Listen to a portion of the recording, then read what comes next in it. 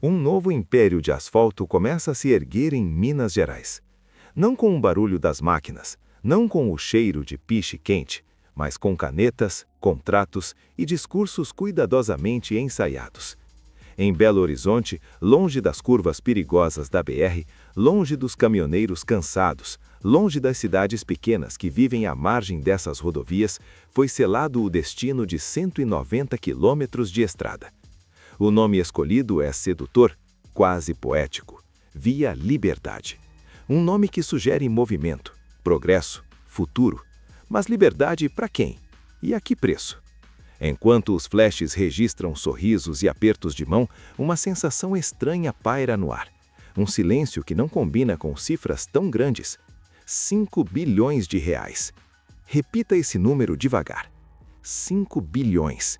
É dinheiro suficiente para mudar a realidade de dezenas de cidades, para transformar regiões inteiras, para redefinir o futuro de gerações.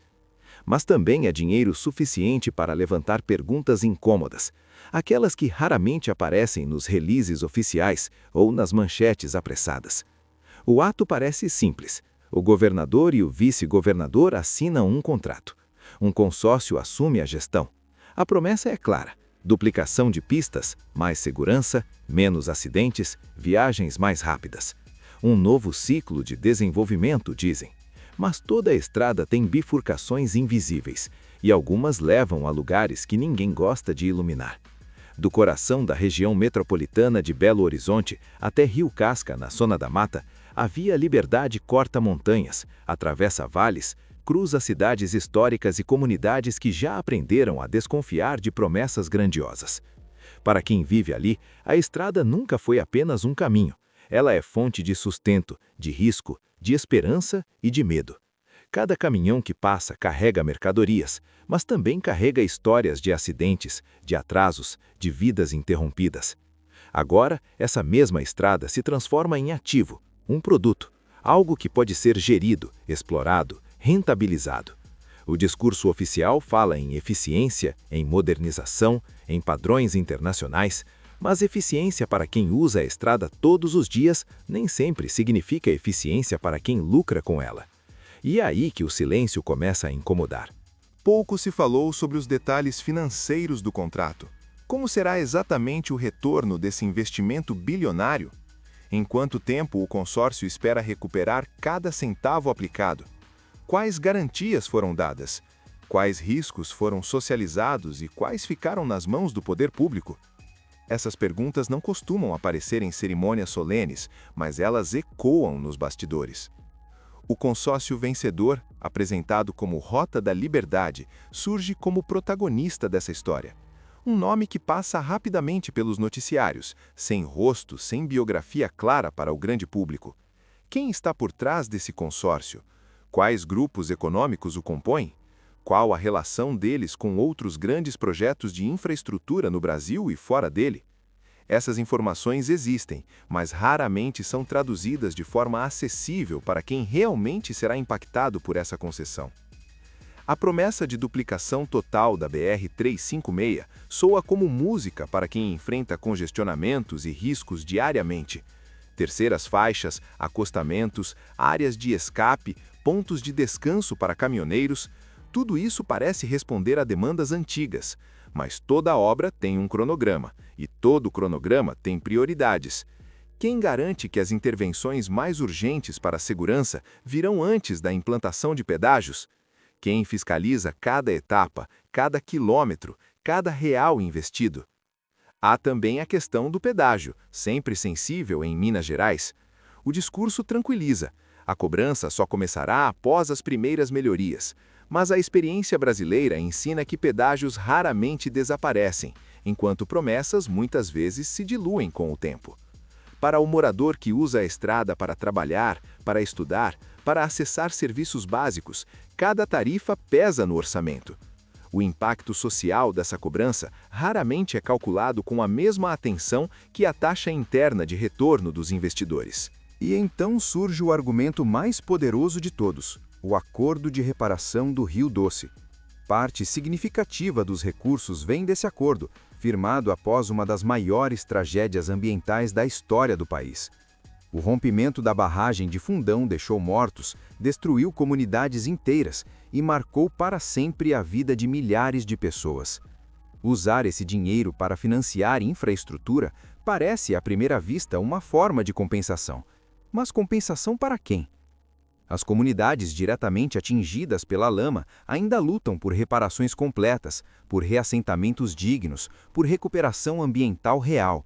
Enquanto isso, bilhões são direcionados para um projeto rodoviário que, embora importante, atende a uma lógica mais ampla de desenvolvimento econômico e logístico. É legítimo perguntar se essa prioridade foi amplamente debatida com a sociedade ou se foi definida em mesas fechadas, longe das vozes mais afetadas pela tragédia. A Via Liberdade também é vendida como vetor de turismo. Ouro Preto, Mariana, cidades históricas, patrimônio cultural. Estradas melhores significam mais visitantes, mais movimento, mais dinheiro circulando. Mas turismo também traz pressões. Aumento do custo de vida, gentrificação, exploração excessiva de recursos locais. Quem planeja esse crescimento? Quem protege as comunidades para que elas não se tornem apenas cenário para fotos de visitantes apressados? Quando autoridades falam em novo ciclo de desenvolvimento, é preciso perguntar: desenvolvimento de que tipo? Para quem? Baseado em quais indicadores? Empregos temporários de obra pesada não são o mesmo que desenvolvimento sustentável de longo prazo. Após a conclusão das obras, quantos postos de trabalho permanecem? Qual a qualidade desses empregos? E qual o impacto ambiental permanente de duplicações, cortes de morro, intervenções em áreas sensíveis? Existe também uma dimensão geopolítica pouco comentada. Grandes concessões de infraestrutura não são apenas decisões locais. Elas se inserem em uma lógica nacional e até global de circulação de mercadorias, de integração de cadeias produtivas, de interesses financeiros que ultrapassam fronteiras. Estradas são artérias do capitalismo moderno. Controlá-las significa controlar fluxos, tempos, custos. Quem controla a Via Liberdade controla uma parte estratégica da logística mineira. O silêncio em torno desses temas não é acidental. Projetos dessa magnitude costumam ser embalados em narrativas simples: progresso contra atraso, eficiência contra abandono. Questionar vira sinônimo de ser contra o desenvolvimento. Mas a história mostra que os maiores erros do país nasceram justamente da ausência de debate crítico, da pressa em celebrar antes de compreender.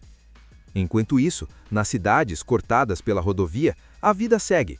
Comerciantes se perguntam se as obras vão afastar clientes por meses ou anos. Moradores temem desapropriações, mudanças bruscas no trânsito local, impactos que não aparecem nos mapas coloridos das apresentações oficiais. Caminhoneiros esperam que os pontos de descanso prometidos não fiquem apenas no papel. Motoristas torcem para que a segurança realmente melhore, e não apenas para alguns trechos mais visíveis. Há ainda a questão da fiscalização. Quem acompanha dia após dia se o contrato está sendo cumprido? Quais são as penalidades reais em caso de atrasos ou descumprimentos? No Brasil, não faltam exemplos de concessões que começaram com promessas grandiosas e terminaram em renegociações silenciosas, aditivos contratuais e custos extras repassados ao usuário ou ao Estado. A Via Liberdade nasce, portanto, cercada de expectativas e de interrogações. O nome sugere um caminho aberto, mas toda a estrada também impõe limites. Ao escolher entregar a gestão de um eixo tão importante à iniciativa privada, o Estado faz uma aposta. Uma aposta de que a lógica do mercado será mais eficiente do que a gestão pública direta. Uma aposta de que os mecanismos de controle funcionarão. Uma aposta de que os benefícios superarão os custos sociais e financeiros. Mas apostas se ganham ou se perdem, e quem paga quando elas dão errado raramente está sentado à mesa da assinatura. O cidadão comum paga com tarifas, com impostos, com impactos que não escolheu. Por isso, o silêncio após o anúncio de 5 bilhões de reais é tão significativo. Ele revela não apenas a falta de informações claras, mas uma cultura política que ainda trata grandes decisões como assuntos técnicos demais para o debate público. Não se trata de negar a importância da infraestrutura. Minas Gerais precisa sim de estradas melhores, mais seguras, mais modernas, mas também precisa de transparência, de participação, de coragem para discutir o que está por trás dos números e dos slogans. Precisa olhar para além do asfalto novo e perguntar quem realmente caminha livre por essa estrada. A Via Liberdade pode se tornar um exemplo positivo de concessão bem-sucedida, de integração regional, de melhoria real na vida das pessoas. Mas também pode se tornar mais um capítulo de uma história conhecida, onde ganhos privados são garantidos e riscos públicos são naturalizados. O futuro ainda está em aberto, assim como muitas perguntas que insistem em não calar. Talvez o maior desafio não seja construir quilômetros de pista dupla, mas romper esse silêncio confortável que costuma acompanhar grandes negócios. Falar sobre custos, lucros, impactos, interesses. Ouvir quem vive à margem da estrada, não apenas quem lucra com ela. Entender que desenvolvimento não é apenas velocidade, mas direção. Enquanto as máquinas ainda não chegaram e os pedágios ainda não começaram a cobrar, este é o momento de questionar. Porque depois que o asfalto seca e os contratos se consolidam, o espaço para debate diminui drasticamente. A Via Liberdade já está traçada no mapa. Resta saber se ela será de fato um caminho de progresso compartilhado ou apenas mais uma estrada onde poucos passam livres e muitos apenas pagam a passagem. E é exatamente por isso que olhar além das promessas é tão importante. Porque 5 bilhões de reais não são apenas um investimento, são uma escolha. E toda escolha revela prioridades, interesses e visões de futuro. O silêncio pode até ser estratégico agora, mas a conta, cedo ou tarde, sempre chega. Se esse conteúdo foi útil para você, deixe o like agora e compartilhe este vídeo. Isso ajuda o canal a crescer e faz essa informação chegar a muito mais gente. Quanto mais alcance, mais transparência